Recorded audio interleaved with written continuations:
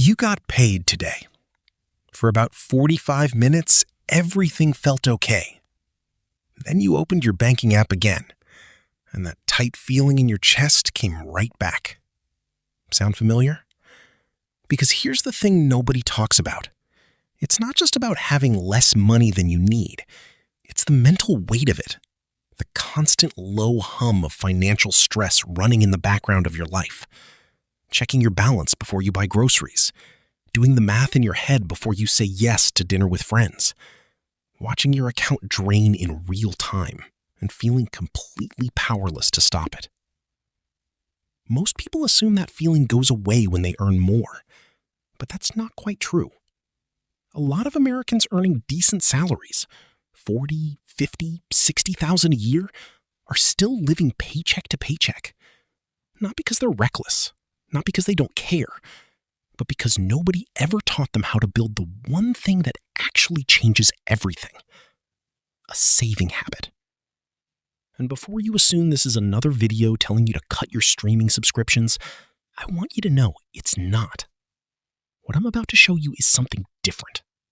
It's embarrassingly simple. And once you understand why it works, you'll realize the problem was never your willpower.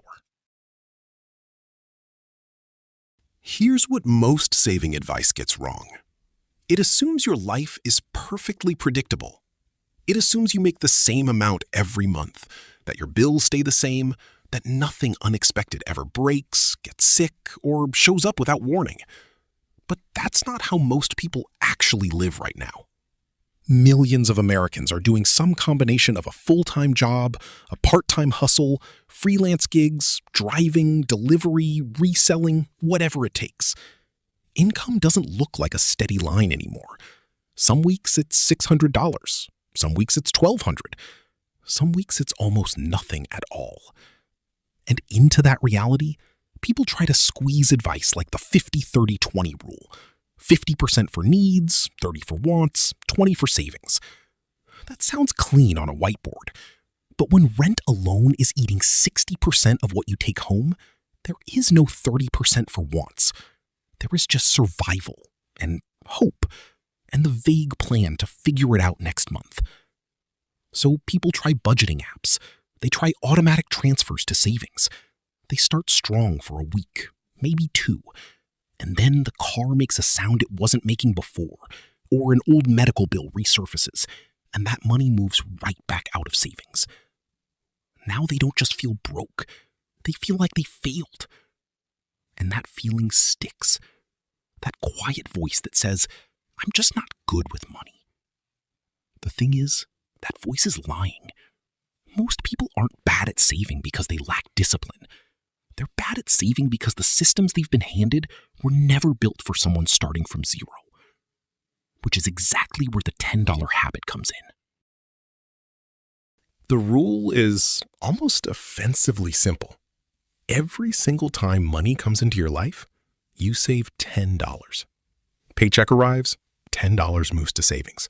You get paid for a freelance job, $10. You sell something online, $10. Someone Venmos you for splitting a bill, $10. That's it. No percentages, no spreadsheets, no app required.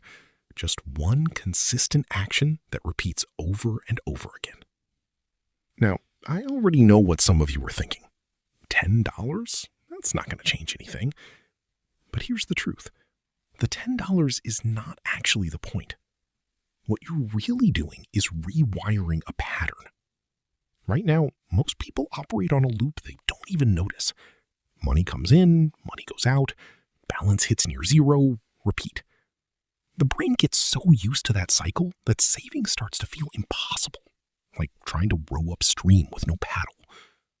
But when you introduce a small, consistent saving action into that loop, something interesting happens in your brain. The sequence changes. Money comes in, $10 moves to savings, then spending happens. That tiny shift sends a signal. I'm someone who saves. And over time, that signal becomes your identity. Not because you read about it, because you did it. Here's how to actually set it up. Step 1, open a brand new savings account. Not the one you already use, a completely separate account, starting at zero. Think of it as a clean slate. And this part matters more than it sounds. Give it a name.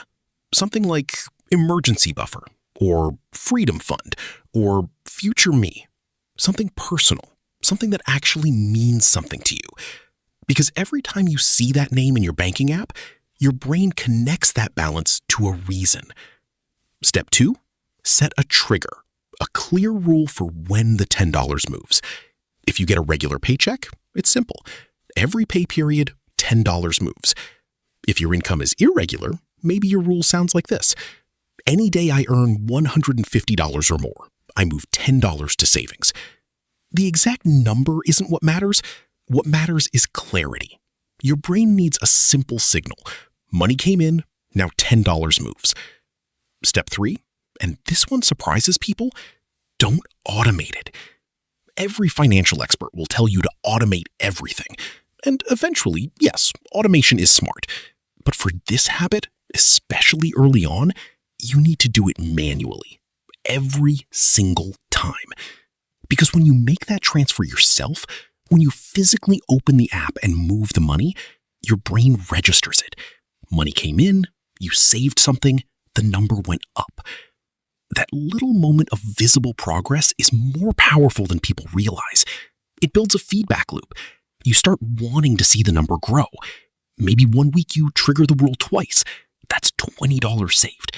The next week, 3 times. That's $30. And suddenly, you have something you might not have had in a long time. Momentum. Let me tell you about someone who tried this.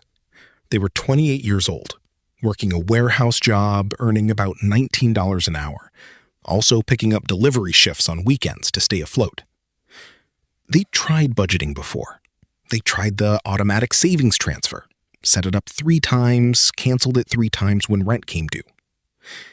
They started the $10 habit in January. Didn't tell anyone about it, just quietly opened a new account, named it Breathing Room, and started moving $10 every time money hit their account. By the end of July, they had $940 saved. Not a fortune, but something significant happened that month. Their car failed its inspection, needed new brake pads and a cracked belt replaced. Total bill came to $712. 6 months earlier, that would have meant a credit card charge, stress, sleepless nights, and weeks of digging out from under debt. Instead, they paid it, closed the laptop, went back to work, and that was it. They told me what surprised them most wasn't the money. It was how they felt when the mechanic called with the quote. Calm. Like someone who had already handled it before the phone even rang. That's what financial breathing room actually feels like. It's not a number. It's a feeling. And that feeling changes everything. Here's what happens after the $10 habit takes hold. Your brain starts shifting. You stop seeing saving as sacrifice. You start seeing it as evidence. Evidence that you're in control. And from there, the habit naturally grows.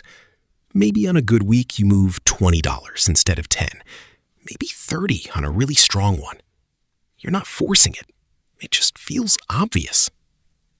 There are 4 reasons this works when most saving strategies fall apart. Simplicity. Your brain is already juggling a lot. One clear rule is something you can actually follow. No mental math, no spreadsheets, no recalculating every month.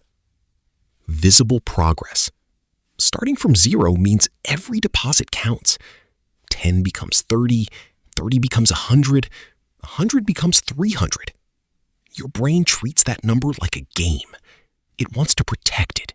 It wants to watch it climb. Flexibility. This money isn't locked away. It's not in an investment account you can't touch for 30 years. It's yours, accessible when you need it. And here's something important. Using it during an emergency isn't failure. That's exactly what it's for. And once you rebuild after using it, the second time comes faster because the habit is already there. And the fourth reason? Identity. When someone has struggled financially for a long time, they carry a story with them. I'm bad with money. I can't save. This just doesn't work for me. But when you save consistently, even in small amounts, that story starts to crack. A new one takes its place. I'm someone who saves. I'm building something. And when your identity shifts, your behavior follows. Think of it in levels. Level 1, build the $10 habit consistently. Don't worry about the amount. Prove you can do it. Level 2, increase when it feels natural. Some weeks $10, other weeks $20 or $30. The habit is what matters, not the number. Level 3, reach your first real milestone. A solid initial target is around $2,000. That cushion covers most common emergencies: car repairs, phone replacements, a surprise medical bill. Level 4, grow that toward 3 months of essential expenses: rent, groceries, utilities, minimum debt payments. Multiply that monthly total by 3. That's your real safety net. It might take a year or longer. That's fine. You're not in a race. You're building something that lasts. Here's a simple way to see the difference this makes. 2 people, both earning around $40,000 a year. Both face the same 3 surprises in 1 year: a car repair, a broken phone, and an unexpected vet bill. Total cost, about $800. Person 1 had the $10 habit. They used their savings to cover it. They ended the year with some money still in the account and 0 new debt. Person 2 had no savings at all. Same problems, same costs, but it all went into a credit card. Now they're paying interest. Now they're starting the next year already behind. 2 people, same income, same bad luck. Completely different outcomes. The difference wasn't talent. It wasn't connections. It was one small, consistent action repeated over time. Right now, somewhere around 40% of Americans say they couldn't cover a $400 emergency without borrowing. That's not a personal failure. That's a system that never taught people how to start. But you don't have to stay in that group. Open an account today. Give it a name. Move $10. That's it. Start there. Because the version of you who needs this most isn't months away. That version is already here, watching this video, wondering if this time something might actually stick. It can. If you found this helpful and you want to understand how money actually works in real life, not just textbook theories, subscribe to Money IQ Pro. Every video here is built around simple, practical strategies for building real financial stability. No complicated jargon, no get-rich-quick stuff. Just real ideas you can actually use. In the next video, I'm going to show you exactly what comes after the $10 habit. The next step that turns consistent saving into something that genuinely builds long-term wealth. And before you go, drop a comment below. Are you going to try this? And what's your current saving situation honestly? No judgment here. A lot of people are starting from 0, and that's exactly where this begins. Thanks for watching. I'll see you in the next one.